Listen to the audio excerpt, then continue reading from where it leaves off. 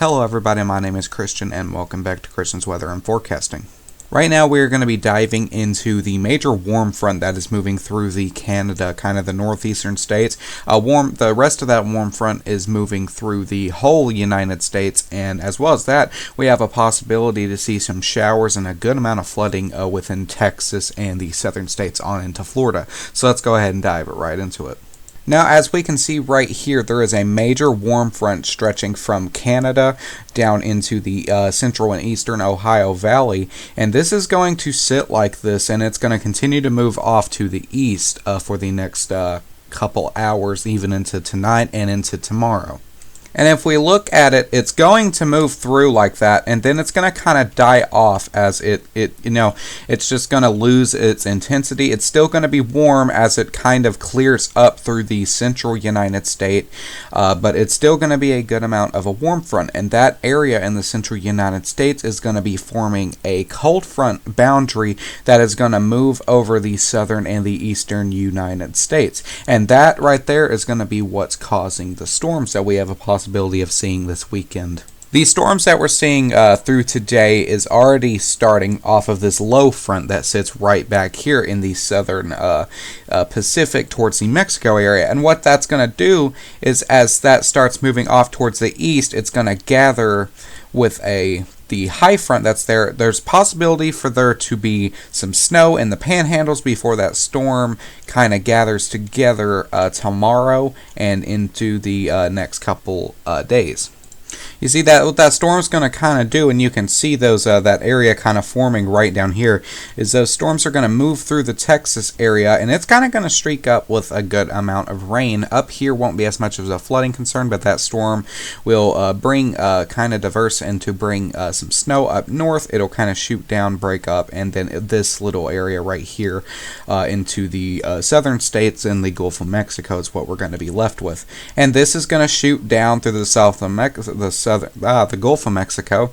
There's going to be a low front that's going to shoot. That's going to bring a ton of rain into Florida. So that's going to be something that is going to be very flooding concerned, as well as that convection that we were going to see going to kind of die down with that storm that's moving with that low front over Florida. It's going to move into Georgia, kind of up the eastern coast.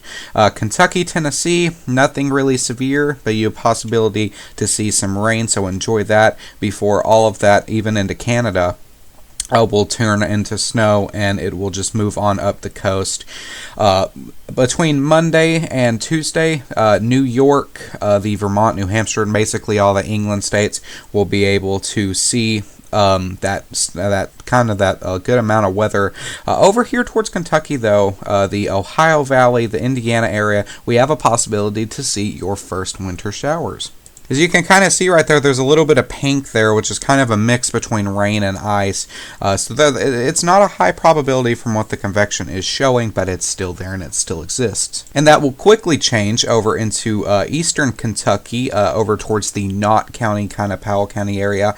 West Virginia, basically the whole state, you guys have a possibility. And then the Canada area up here behind that low front storm, you guys will have a higher probability of seeing that too. Let me move my camera up here too, where that low front's going to be moving in, and that cold front, the snow. For the National Weather Service, though, for today, as those storms kind of start breaching through, we have a general thunderstorm risk stretching for the main southern port of Texas into the Texas panhandles and portions of New Mexico, as well as that a little general thunderstorm risk stretching for the Key West Islands. No tornado threat, no wind threat, no hail threat. This is just going to be general thunderstorms, things like that. And once again, as the storms try to move off for day 2 to the east, Louisiana, southern Arkansas, southern Oklahoma, and the central portion of Texas is under a general thunderstorm risk with a 0% tornado, wind, and hail threat. So once again, just those general storms. Day 3 and on up into day 4, where that storm will be kind of moving up the coast, we have a possibility to see a little bit more of that general severe weather risk. Not much, but it's still existing. There is a thunderstorm risk stretching from Texas, southern Louisiana, all the southern states down into Georgia, with a marginal risk stretching through practically the whole state of Florida, a probabilistic 5% risk of severe weather. And in their risk, the National Weather Service is predicting a nocturnal tornado potential that will remain in effect for the Florida Peninsula.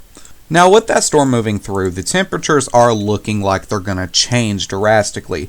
There's going to be a cold front with those storms that's going to try to move up the east coast, and that's going to converge with a kind of a system that'll be over the kind of pattern that we've been seeing with the warm on the west coast, the cold on the east coast. This whole area is going to converge into one big cold front system, which is where we're going to see the snow possibility through the eastern Kentucky Valley into West Virginia and Virginia. That's going to continue to move out to the east coast before you are greeted once again with warmer temperatures. Same for the kind of the Canada area, going to remain warm up here just like the kind of western states, but even with that warmth we saw on the reflectivity, that snow probability is going to be still there, still very, very alive. Between next Friday, next Saturday, there will be a cold front that will try to breach the Mexico, California, Arizona area. This won't get far into it before it kind of dies down, and then that's all the run that we have for right here. And the last image that we have, warm front sitting on the central eastern coast, a cold front over the western southern coast, and then the England states sitting on a cold front. Besides that, that's all I have for you guys today. Quick announcement, if you do want to support the channel, I'm not going to link it in the description just yet, but we do have stream donations up. You don't have to necessarily donate during a stream. You can go there, you can select an amount. Those donations are available and they are open, and whenever I get another stream available is when I will start linking it in the description of the videos. So right now, that's just going to be kind of a straight up announcement. Not going to be anything for it just yet, but I'll announce something further in case you do just want to support the channel. Once we hit 500 subscribers as well, we will have the ability to open memberships and all that as well, so that will be fun to use. Make sure to stay weather aware. If you want to donate to the tornado victims, check out the most recent video, and I'll see you guys in the next one. Have a great day.